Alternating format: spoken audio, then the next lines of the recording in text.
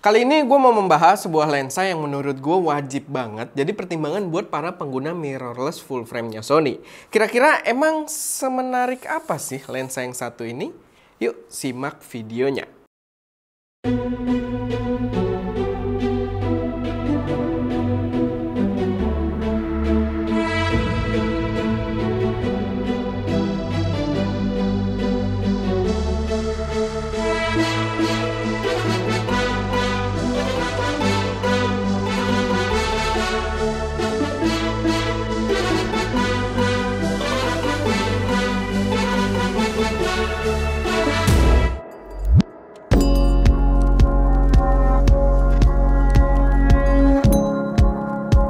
Halo semuanya, selamat datang di channel SMedia dengan gue Erwin yang seperti biasa akan membahas berbagai hal yang berkaitan dengan produksi konten kreatif kayak fotografi, videografi, serta review dari gear-gear pendukungnya. So, kalau kalian tertarik, nggak perlu ragu, langsung aja subscribe dan aktifin tombol notifikasinya biar nggak ketinggalan update-update terbaru dari kita. So, kali ini gue pengen membahas sebuah lensa dari Sigma yang sangat-sangat menarik, terutama buat teman-teman yang dalam produksinya menggunakan kamera mirrorless full frame-nya Sony.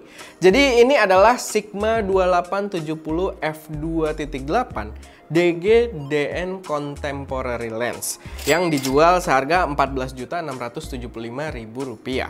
Sebenarnya lensa ini punya dua tipe mounting, karena ini adalah lensa Sigma, otomatis dia juga punya mounting L-mount untuk kamera mirrorless full frame-nya Lumix, karena emang Sigma sendiri tergabung dalam L-mount Alliance ya, Lumix, Leica, dan juga Sigma. Cuman yang gua bahas ini adalah yang versi Sony E-mount, karena emang kebetulan kemarin itu gua lagi dapat kesempatan buat nyobain kamera terbaru Sony A74 juga. Nah, first impression gue dengan lensa Sigma ini, jujur menurut gue ini lensa yang bener-bener sweet spot banget. Gimana enggak, dengan harga yang menurut gue terbilang sangat affordable untuk sebuah lensa full frame, dia menawarkan angka spesifikasi yang terbilang gokil. Kalian bayangin aja, focal length zoom 2870 dan di semua focal length tersebut, dia bisa dibuka hingga f2.8 di seluruh focal length-nya. Jadi bener-bener versatile banget buat berbagai kebutuhan. Sebelum masuk ke penggunaan, mungkin gue bahas sedikit soal fisiknya dulu. Karena soal fisik, lensa ini juga memberikan pengalaman yang cukup berkesan. Untuk sebuah lensa zoom dengan bukaan besar konstan, menurut gue lensa ini compact banget. Ukurannya itu cukup kecil dan mudah buat dibawa-bawa. Kalian lihat aja. Ketika disandingin dengan A74 pun, lensa ini membuat keseluruhan sistemnya terlihat ringan buat dibawa, nggak mengintimidasi. Dan buat gua itu big deal banget, apalagi untuk sebuah lensa zoom konstan untuk full frame. Mungkin lensa ini bisa kecil karena dia juga jajaran DN atau DN. Dimana DN ini adalah digital native, yang artinya lensa ini memang didesain secara spesifik untuk penggunaan mirrorless, sehingga mampu dibuat secompact mungkin juga. Jadi secara komplit didesain baru untuk sistem yang lebih compact kayak mirrorless, bukan lensa-lensa DSLR yang diadaptasi ke mounting mirrorless. Secara build quality juga udah bagus, buildnya solid, rapih, dan ring focus serta zoomnya juga terasa cukup baik. Walaupun emang bodinya masih plastik, tapi cukup padat dan kesannya cukup rigid juga. Nggak ada komplain dari gua yang berkaitan dengan fisiknya ini. Dan mungkin itu malah membuatnya lebih enteng juga buat dibawa-bawa. Gue sendiri sebenarnya nyicipin lensa ini belum terlalu lama, tapi gue udah pakai buat produksi full waktu gue ke Ranca Upas kemarin dan bikin video review lensa murahnya Canon RF.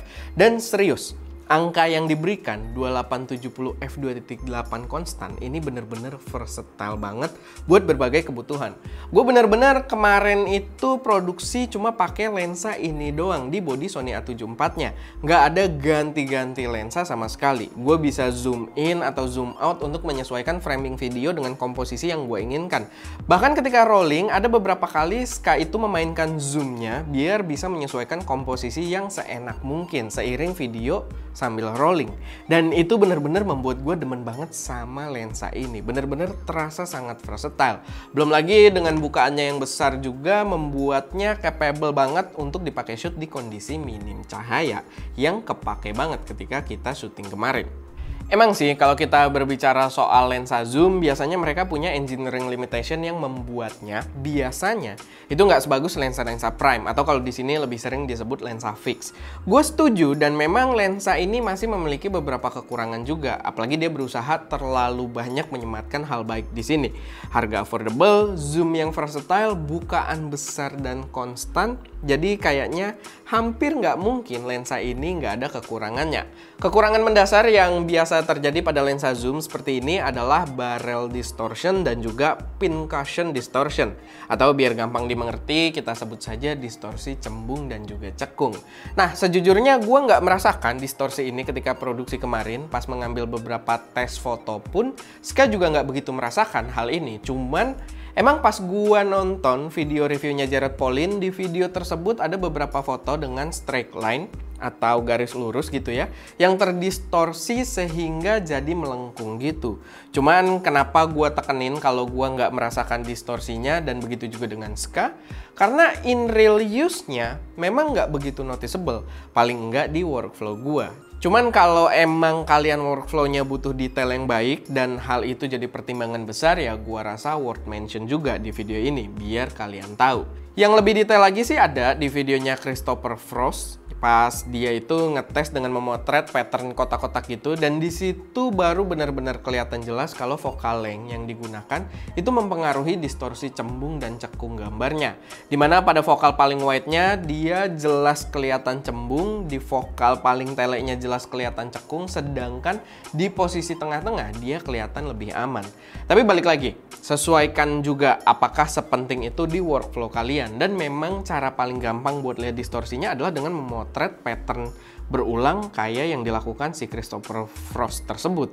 Kalau gua ketika dipakai untuk produksi, gua nggak merasakan gangguan yang berarti. Cuman mungkin kalau kalian doyan motret-motret pattern gitu, mungkin bisa jadi pertimbangan yang cukup berat juga. Tapi balik lagi, untuk harganya gua merasa gua bisa sangat mewajarkan isu tersebut, dan memang isu itu juga common sebenarnya di lensa zoom mahal sekalipun. Soal kualitas gambar menurut gue cukup memuaskan, gambarnya tajam dan gak ada tone warna yang shifted sampai ternotis juga. Semua terasa aman-aman aja gue pakai buat produksi dan juga buat motret. Untuk chromatic aberration masih suka muncul di bukaan besar dan kondisi cahaya yang benar-benar kontras, tapi masih sangat terkontrol dan gak begitu kenotis juga kalau kita nggak melakukan pixel peeping. Mungkin biar lebih jelas, sekarang kita tunjukin aja beberapa hasil foto dan video yang diambil menggunakan lensa ini. Pastiin kalian nonton dalam resolusi tinggi.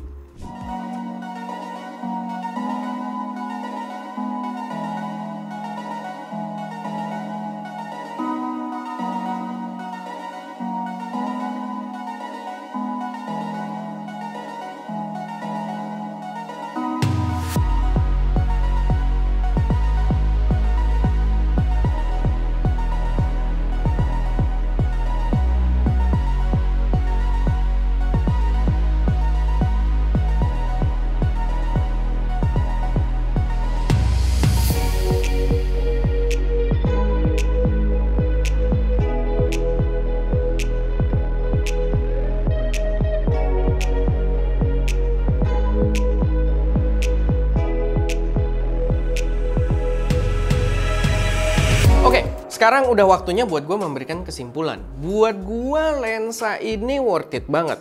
Apa yang mampu dihasilkan oleh lensa ini menurut gue bahkan melebihi harganya sendiri. Bener-bener buat dipakai itu versatile banget untuk berbagai kebutuhan, terutama di workflow gue. Kalau kalian udah lama ngikutin ST, pasti tahu kalau gue itu belum pernah review lensa Sigma sebelumnya. Walaupun banyak banget dari kalian yang nanyain, cuman ya karena gua nggak pakai Sony full frame, jadi ya tidak pernah kita review. Dan untuk lensa Sigma pertama yang gua review, lensa ini memberikan impresi yang sangat baik.